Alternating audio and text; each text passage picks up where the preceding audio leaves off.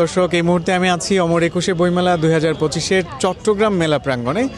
আর আমার সঙ্গে যুক্ত আছেন এই সময়ের একজন সুরের পাখি বা সুরের মানুষ, কিন্তু বইমেলায় তার কাজ কি? বইমেলার তার কাজ হলো সুরের পাশাপাশি গানের পাশাপাশি তিনি কিন্তু চমৎকার লিখেও থাকেন।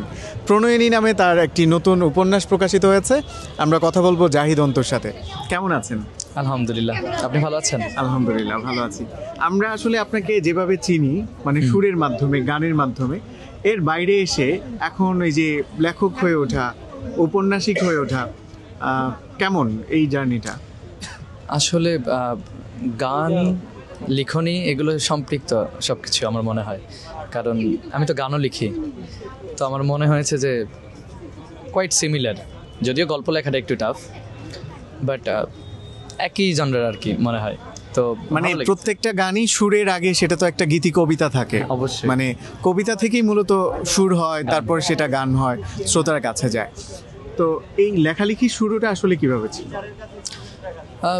একদম ক্লিয়ার মেসেজ যেটা হচ্ছে, আমি লেখার ইচ্ছা ছিল যে এইরকম না, একদম লিখতেই হবে এরকম কিছু ছিল না, বাট প্রোটেস্টের সময়গুলো জাস্ট লিপিবদ্ধ করতে চেয়েছিলাম, যেন পরবর্তীতে গেলে আমি ভুলে গেলেও বই লেখা থাকে, এবং আমার পরবর্তী প্রজন্ম বা যারাই আসবে তারা যেন জানতে পারে যে অ্যাকচুয়ালি কী হয়েছিল।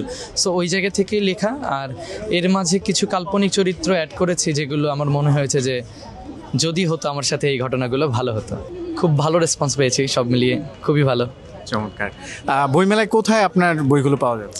আচ্ছা, আমার বইটা পাওয়া যাবে ঢাকা বইমেলা, অমর একুশে বইমেলা 2025-এ 147 নম্বর স্টলে, বইময় প্রকাশনীতে। আর অনলাইনে বইমের অনলাইন পেজে পাবে এবং রকমারিতে পাওয়া যাবে। এছাড়াও বগুড়া বইমেলা, চট্টগ্রাম বইমেলা, এগুলোতে পাওয়া যাবে। অসংখ্য ধন্যবাদ। দর্শক, আমরা ছোট্ট করে কথা শুনলাম জাহিদ অন্তর, যিনি আসলে সুরের পাখি বা গানের মানুষ। চট্টগ্রাম বইমেলা থেকে আমি সালমান হাবিব যুক্ত ছিলাম আপনাদের সঙ্গে। আজকের মতো বিদায় নিচ্ছি। আসসালামু আলাইকুম।